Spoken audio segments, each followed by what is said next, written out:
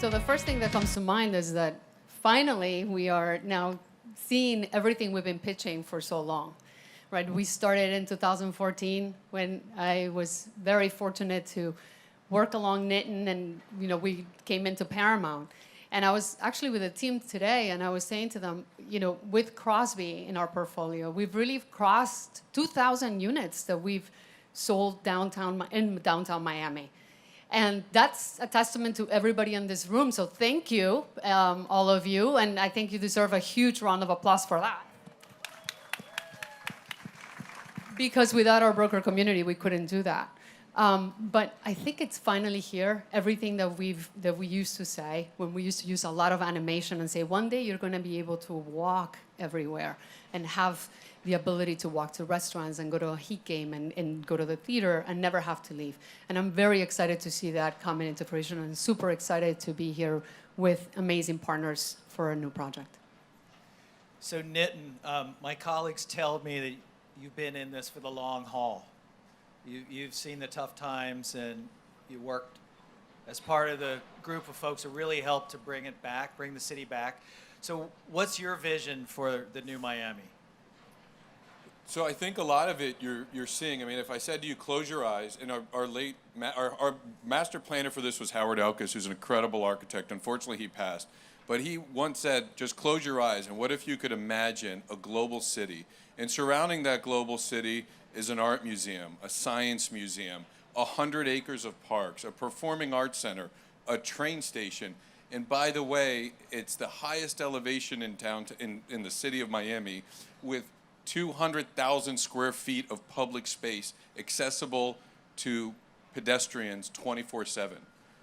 Where would you picture that, right? And the answer is nowhere. Well, we have pictured that in Miami, and it's with such pleasure that I see so many supporters of ours, as Peggy mentioned, that have been following Miami World and listening to the story we were trying to tell. And there's nothing better than actually doing. And so as we've completed $2 billion at Miami Worldcenter, with $1 billion, you can see cranes all around us underway for the next phase, with still more to come. It's incredibly exciting and rewarding. The promenade you're sitting on was paid for as part of Miami Worldcenter. This is a forever promenade that will connect Brightline through 7th Street all the way to the arena. These are incredible things that happen in great cities, and we're fortunate that it's happening here at Miami. So for us, it's the natural evolution of what's happened for our city. We are the confluence here at Miami Worldcenter of arts, culture, entertainment, transportation, and education, because let's not forget Miami-Dade College. That's all the stuff that surrounds us. But then also what's transpired during that time is these great neighborhoods like Edgewater, Midtown, Design District, Wynwood, all to the north, obviously Brickell to the south, and then of course the beach and what's happening out west.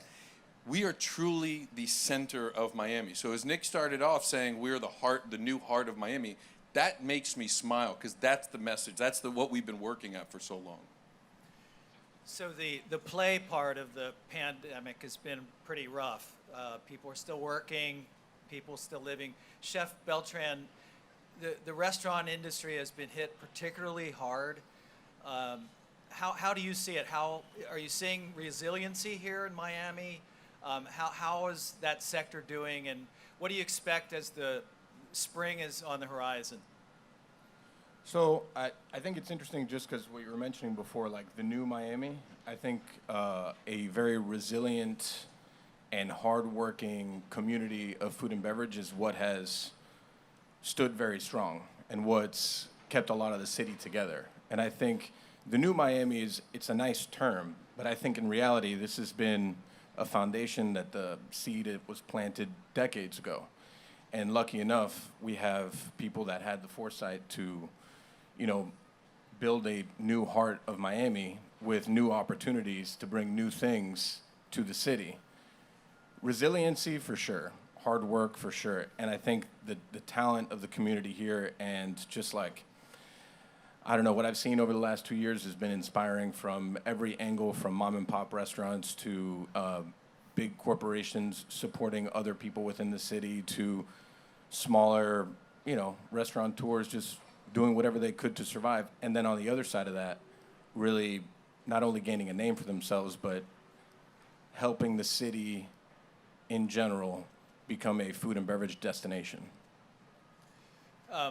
Patrick, so mobility, easing mobility. One thing I noticed in Miami that's the same as it was 12 years ago, there's a car culture here. So how do you see it? How is Brightline going to contribute to having folks jump on a train, whether it's to go out to dinner, whether it's to go to work, whether it's to go to a Heat game? What are some of the plans that you have at Brightline to get some of those folks out of the cars and into the trains? So thanks a lot for having me here. I just want to comment on some of the other speakers. What's materializing here at Miami Worldcenter is actually going to allow Miami to reframe what Miami means to the rest of the world and the rest of the country. A lot of people perceive Miami, think about Miami as South Beach, and this materialization of what's happening around us right here is actually giving us something to show people that's different from Miami Beach. That's a different atmosphere, a different environment. And in the context of mobility, we continue to see population growth throughout the state. So Brightline obviously is regional. It's running from Miami all the way up to Orlando. It's stopping in all of the downtowns along the way. And our view is we want to give people the option to own a car or not own a car. And that's becoming more and more important because as we experience all this population growth, about 500,000 additional people into South Florida in the last 12 months, and that's going to continue, the congestion's getting worse. And there is no more asphalt to build. On 95, on the main north-south corridors, there is no more expansion possible on I-95. And the average speeds are now down to below 33 miles an hour on 95. It's also the most congested, it's the most dangerous highway on the road. And people want alternatives. You know, the millennial generation and those who are coming after them, they don't really want to own a car. They don't really want to own anything, actually, if they can avoid it. So having alternatives and being able to provide, you know, there's two parts of mobility. There's the actual physical infrastructure, like trains and rideshare and scooters and bikes. But the digitization of that is really the game changer. And, you know, in addition to the $5 billion investment we're making in infrastructure from Miami to West Palm Beach, we're also making a significant investment into technology so that we can integrate, not just, you know, offering our own train tickets, but integrate our mobility solution with other mobility solutions. So you can actually book a trip from your couch to the game, or from your couch to dinner, or from your house to your parents' house, all in one transaction, all with one ticket, all with one payment. So that you really do have a car alternative. You know, so instead of reaching in your pocket for your car keys, you're reaching for your phone, and somebody's picking you up and taking you where you need to go. And that's the vision that we have for mobility, and I think that that's more relevant than ever today. And in the context of the folks who are going to move into a development like this, why would you want to own a car? So we want to make sure that people don't need that personal transportation, and they have alternatives. So, JP, there's a lot of positives going on here. People are migrating into Miami and South Florida, and that is driving up the cost of housing sharply year over year. Affordability, conversely, is going down. I know that your company, Related, has in its legacy affordability, affordable housing, workforce housing. Tell us a little bit about your strategy in those two areas. What needs to be done in the city to make sure that there's a diverse group of people who can afford to live here? Well, I think affordability is not just an issue for Dade County, right? I mean, it's an issue in all of the major cities in the United States and around the world. But one thing our company is doing is, you know, we are doing a lot of mixed income housing, right? So we do some very affordable housing. Then you have mixed income that allows the teachers and cops to have options to live in the urban core, right? I mean, I think what you don't want is it to become unaffordable, where then people have to move out of the urban core and then have to have a car to commute back into where they work, right? Which is why I think Worldcenter is such an amazing location, because this is a place where you really don't need a car, right? So you can save the expense that you would have to spend on the car, the insurance, gas, and be able to walk, take the Brightline, take an Uber, a Lyft, a scooter to where you work. So, we're trying to do our part, but I think it's, the affordability issue's going to continue to be an issue. But I also think what's happening in Miami is like you said, is you had 500,000 people move to Florida. And a lot of those people moving to Florida are coming with high-paying jobs, right? So there's corporations that are making Miami home or a second home and bringing thousands of employees. And those employees are coming from New York, Chicago, California, who all have fairly high salaries. And I think that is why you're seeing the rental increases that you're seeing and the pricing of condos increasing, because Miami still, if you compare it to other major cities, which Miami now is a major city, is still a bargain compared to those other cities like LA and New York. Peggy, the tech industry has gotten a lot of coverage over the past year. The boom here is rivaling really anywhere. Some folks even coming in from Silicon Valley and California. Tell me a little bit about how you see tech integrating with the city of Miami, the downtown, the pros and the cons of the tech sector. Well, I think everybody, we're all welcoming this new migration.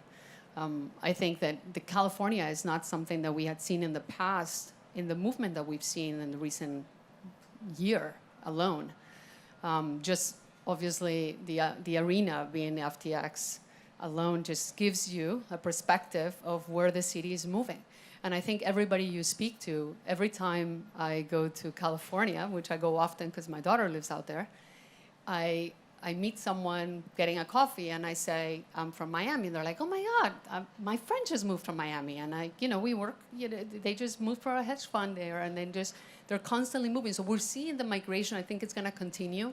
The other thing that's happening, I think, is also, if we're looking in South Florida and talking about affordability, right? We're talking about units that we have in the market right now that range anywhere from 400 square feet to 2 bedrooms that are 800 square feet.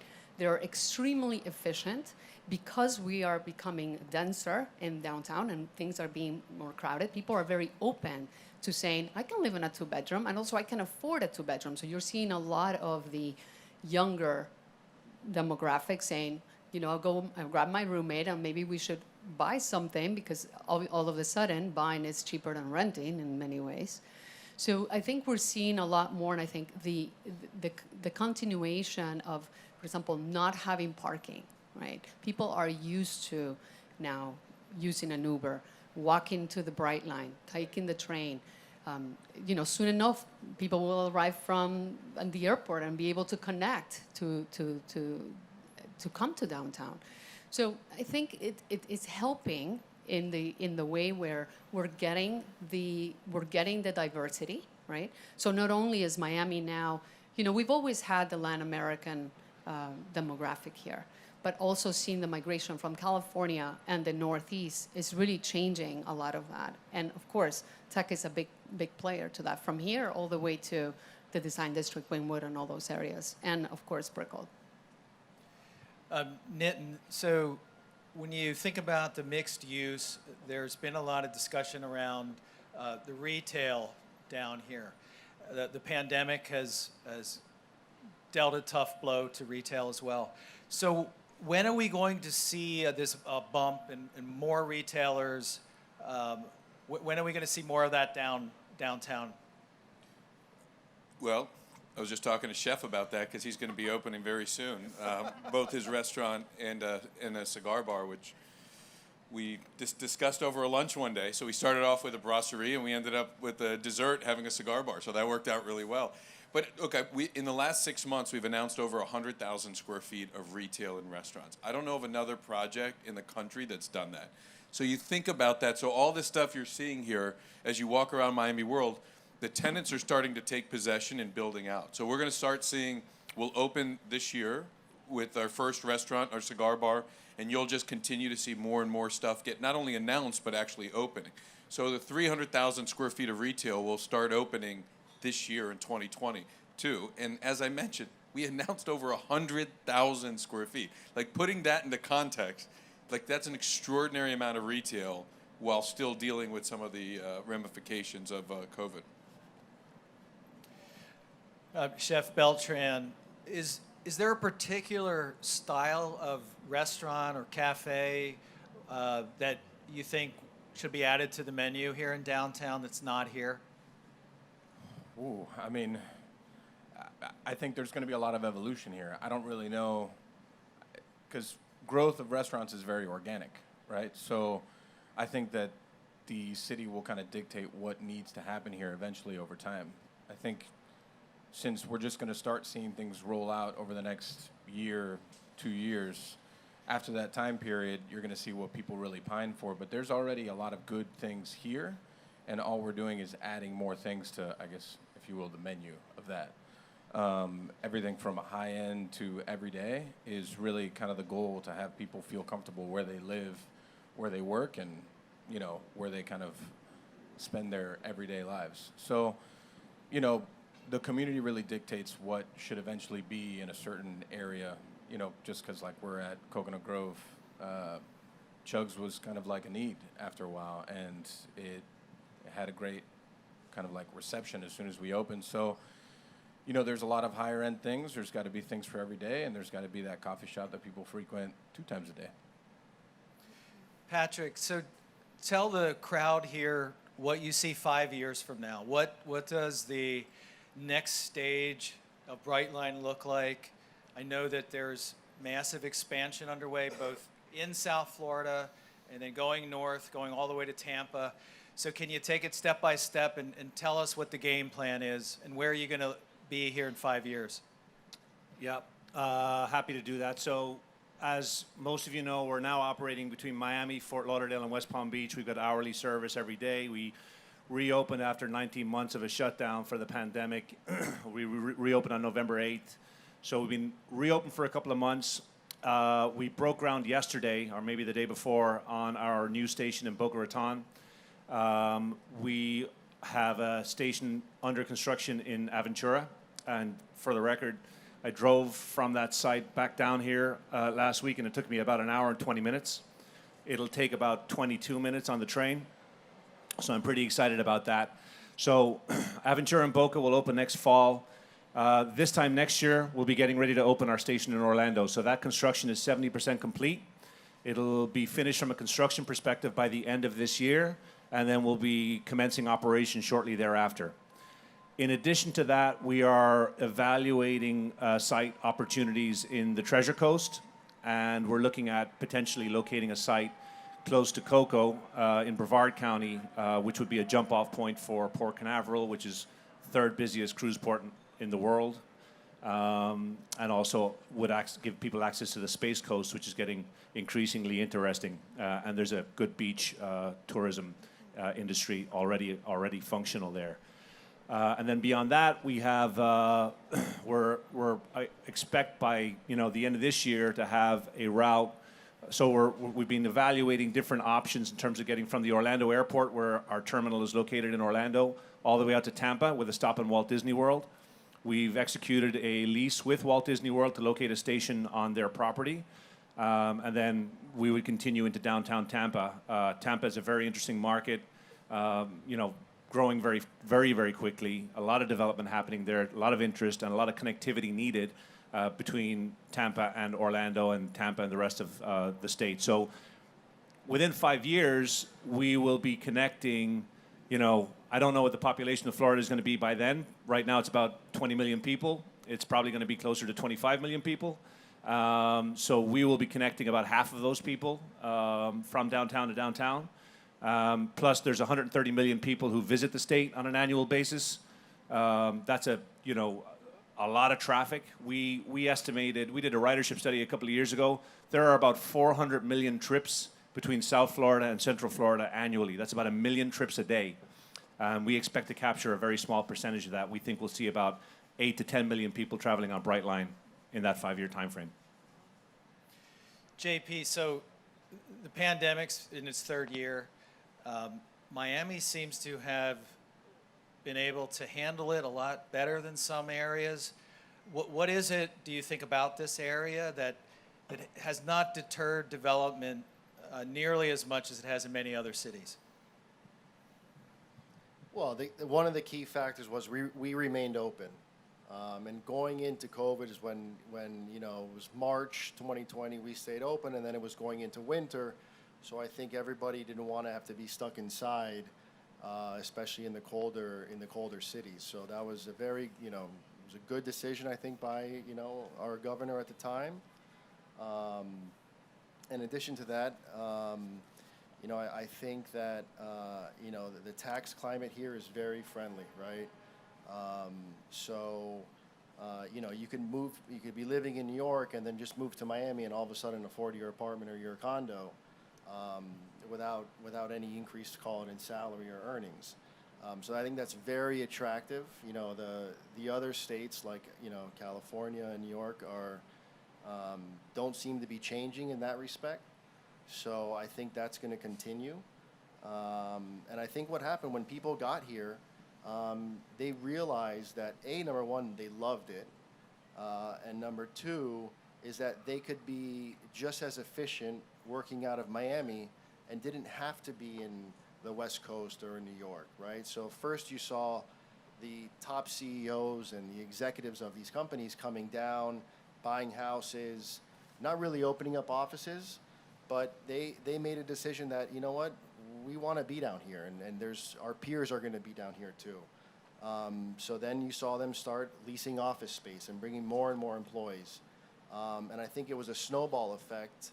And a perfect example is when you talk about tech, we had an office building in Wynwood that was, 10% leased going into COVID, and we couldn't pay somebody to come lease space.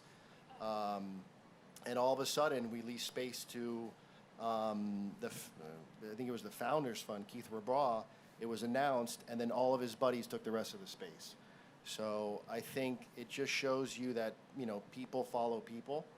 And that's what happened here, and I think it's here to stay, and I think it's sort of still the beginning, because if you're in the office business now, there's sort of an unlimited supply of potential tenants that are looking for more additional space, and these are the JP Morgans of the world that are looking for 300,000 square feet, and they're looking at downtown to be one of those locations because they realize that their employees are going to want to live close to where they work.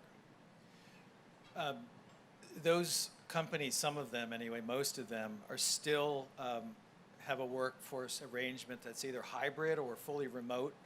Does it concern you at all that if that continues indefinitely, that some of them may pull up and leave? No, well, first of all, they're signing 10 to 15-year leases, right? So that they're making a big commitment. I actually think the workforce will come back to probably 90%. I think the work from home is temporary. I think you saw some of even the tech companies say that they were going to go fully remote, and you can choose what you want to do, and that was reversed, and they said no, actually we're going back into the office. I think being in the office, we like to socialize, and that's where brainstorming and ideas and the biggest part is how do you train new employees to show them the culture and what your company stands for. And it's really hard to do that over Zoom. So I think it may take some time, but I think in the near future we will be very close to being back to sort of where we were with sort of the working back in the office. Peggy, downtown has many historic buildings. What's the balance of trying to preserve that with the development of the new modern contemporary Miami? I think it's going to continue adding to the charm. I think the city has been very good about maintaining that. We have monuments that are getting lit up. We have, construction going around that. Unfortunately, there is not much to do as far as the news coming in. But I think preserving what we have and giving it shape and giving it life, I think it adds to that. So it's a nice mix. I wanted to just add something else to what JP was saying when it comes to people moving down, right? We cannot forget, to me, I always refer to Miami as the Hong Kong of the West because it's a perfect spot for all the cultures to come together. I mean, if we look around this room, there's people here from all over the world. When we look at our demographics of who's bought downtown Miami, we have over 63 different countries represented in downtown Miami. That is a huge testament to what the city is. Also, roofs bring retail, right? So all these people moving down to Miami is just going to continue creating an appetite for a much better restaurants, for different lifestyle, all those things. Those are all opportunities for business that are coming into downtown. But furthermore, on top of that, we're getting the migration from the Northeast and from the West. And of course, being taxes the way they are, why wouldn't people move here? If you look at schools and the amount of the wait lists that are happening in all the top schools in South Florida, it's we've never seen before. So I agree with JP in where this is here to stay. It's exciting to continue seeing this development of F&B and continued transportation options. Nitin, last year the Herald dubbed the urban core of Miami the Wall Street of the South, given the number of firms that have relocated or expanded here. Do you agree with that assessment? And if so, how has that affected the residential market and the commercial market here? So we've been working, I've chaired economic development at the DDA. There's a lot of great folks from the DDA here, the Downtown Development Authority. And aside from getting into the Wall Street conversation, to something that Chef was talking about earlier, and you mentioned, when COVID hit, we quickly jumped in to help a lot of the small businesses with marketing and supporting our local entrepreneurs and businesses. Simultaneously, we continue this effort to recruit the world's great companies to Miami. As JP mentioned, the CEOs came first, but now the office leases have come. That building right there is not only have a lease with Blackstone, arguably the smartest investor in the world, but they also bought that building, right? Uber's headquarters is in there, Ernst & Young. So what you're seeing are all of these companies coming down here. We just recently announced Thoma Bravo, Microsoft, CI Financial. It's one of the largest money managers in Canada, almost $300 billion of assets. So when over $1 trillion of assets under management comes into downtown in 2 years, yeah, I think that's a very fair assessment. In fact, I think we're better than Wall Street because having worked on Wall Street, it's not that fun. Living in Miami, very fun. And I think that's what's really happened. I think people caught on to the biggest secret that everyone here knows. We live in paradise. And as Patrick said, we used to be, oh, it's just Miami Beach. I know Miami. I've come down. I stay there all the time. They came for 2 days. They go to the beach. They never understood what was really happening. What's really happening is an entire, diverse, interesting culture that has been created on this side of the causeway. And I think when you look at where all the great hotels and restaurants and entertainment and projects, so much of that is now happening on this side of the causeway. Look at Art Basel. What happened? Most of the events were this side of the causeway. But I do think the Wall Street of the South is actually somewhat limiting because what's transpired, thanks in large part to our mayor's efforts, is all this tech, right? We started to talk about that, but when folks like Founders Fund and Thoma Bravo, and now we have multiple unicorns homegrown or moving to Miami, the tech situation, this 2 years, we've become a top contender for tech companies and now tech talent. And I actually think your question about remote helps us because the only issue we ever had in recruiting companies when people would take the time to understand Miami was a question of talent. And with the natural inclination to have remote talent, that's no longer an issue. But what's happening, now companies feel very comfortable. I'll have people. But every time someone comes to visit somebody, they're like, wow, this is incredible. Why the heck am I living here? Forget about taxes, because we've always had better taxes. Forget about weather, because we've always had better weather. What we now have is the infrastructure, the arts, the culture, the restaurants, the entertainment that actually draws the world's talent that can live anywhere to stay in Miami, not just visit. I think that's the game changer, and I think that's what's going to differentiate Miami World from some of the other areas.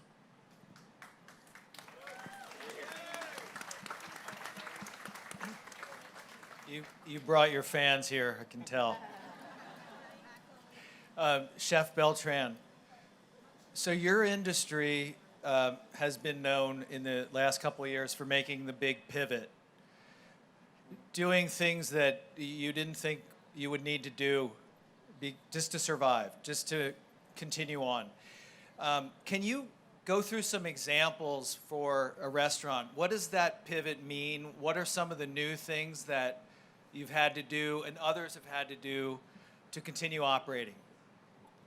Well, I think that the time of the pivot is kind of over, thankfully. I think that we learned a lot through that time. And,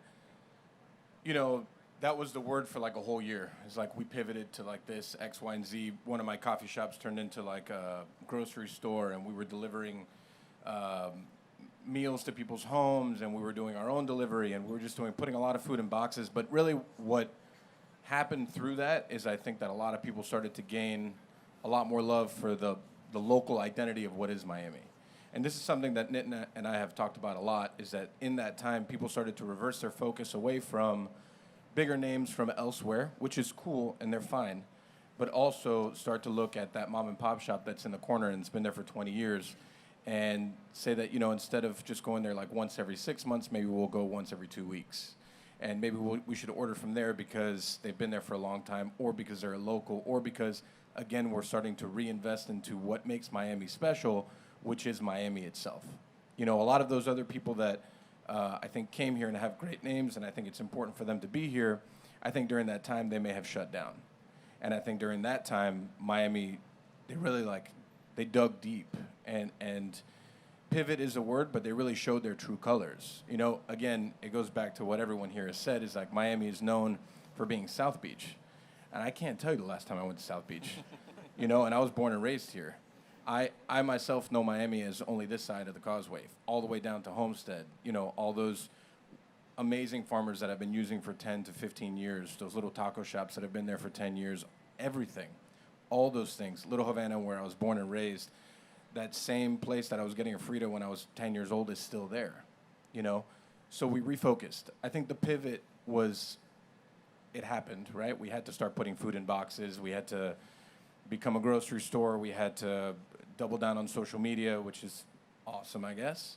But really, we pivoted back to focusing on what makes Miami special, which is the people of Miami and the community of Miami. And that's, I think, as we go through this time, the food and beverage industry is very different than, what these fine gentlemen do, right?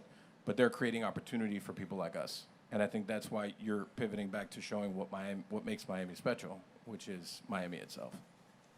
So is there a particular identity for the restaurant sector that you would tell someone who's new to Miami that this is what we're about? Or is it more about the diversity of Miami? How would you answer that? Well, I think also Miami food identity has had, I think it's had a struggle for many years. And I think now that struggle is gone. I think a lot of times people would say, well, Miami doesn't have good food. And I think that's a bunch of trash. I mean, obviously, I think it's a bunch of trash. Not just my company, but several other ones that are doing really incredible things that are people that were born and raised here also. I don't know. The identity is tough because food is very different. I think our identity is that we're awesome. I don't know how else to put that. Patrick, so you laid out for everyone the long-term game plan for Brightline. What would be the top 3 challenges that you see right now that could get in the way of achieving some of those goals?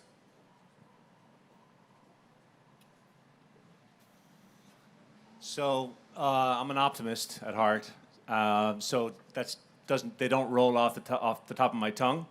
But I think that what's unique about Florida and South Florida and Miami in particular is, and I was in the hotel industry before I got into the train business. Florida is the Teflon state. It's very resilient. It's exceptionally resilient. And what we just experienced through COVID further doubled down on that resilience. And some of the stories that Michael's talking about are anecdotal, but those stories are happening all throughout the state. We're seeing it all throughout the state, where were folks who we figured out who was in it for the long term and who was not, and who was going to be able to handle it and who wasn't, and we found our character, right? We found who we were, I think, through this. So I think we're very bullish on Florida. We continue to be very bullish on Florida. We see the population growth. All of the things that we've just talked about that are attracting people to Florida, they're not temporary. This isn't a flash in the pan. This isn't a boom, that's going to be followed by a bust. This isn't a bubble. People are understanding what the value is, and they're staying here for good. And they're making this their home, and they're investing. And, we don't have people coming in and putting down like 5% anymore. I'm not, we do rental apartments, so I'm not collecting deposits right now. But anecdotally, and from some of my colleagues here on the days, people aren't putting down 10% anymore or 5% anymore. They're putting down meaningful deposits. They're getting real mortgages, and they're paying them. That's very different from what we experienced a decade ago. So all of that gives us increased confidence in the state of Florida and in South Florida. And the government is also doubling down on infrastructure, transportation, safety, mobility opportunities. There's meaningful bills that have already come out and that are going to continue to come out through this administration, and I think for subsequent administrations, because I think as a country, we've realized we're about 50 years behind Europe and Asia in terms of high-speed rail and transit and transportation, and we got to catch up. And I think that realization has dawned on the government and on the private sector, and I think we all have a responsibility to continue as a community to bring those solutions to bear, and that's what's happening. So, we have made a $5 billion bet so far on Florida, and, we're building an infrastructure asset for the next 100 years. So you're going to get the final question. What's the profile of the rider that you're looking for? Is it a commuter? Is it a visitor? Who is it? It's a little subjective because so are people's travel needs. It's kind of like asking what kind of restaurant should we have in downtown Miami. We have leisure travelers who will only probably use us once or twice ever because they're coming into the state of Florida on vacation. We have business travelers who travel 5 to 10 times a month. We have commuters who travel 40 times a month. So we have what's unique about Florida is it is a very diverse market, not just in terms of nationalities, but in terms of demographics. And there are all kinds of shapes, sizes, and flavors. So we are trying to cater to all of those shapes, sizes, and flavors. Like right now, we're only operating a fraction of what we're ultimately going to be operating. We never really intended to just run a 3-stop railroad from Miami to West Palm Beach. It was always about connecting South Florida to Central Florida. And in doing so, we want to cater to the widest audience possible. So we have, we've got products that range from, if you're a commuter, you could be traveling for $7 or $8 a day, all the way up to riding premium during Art Basel for $60 for a one-way trip from Miami to West Palm Beach. But that, includes all your food and your booze and transportation to and from the station. So it's a diverse market. We have diverse products. So that's going to do it for us. I wanted to thank each and every panelist for this productive and great discussion this afternoon. Give them a big hand.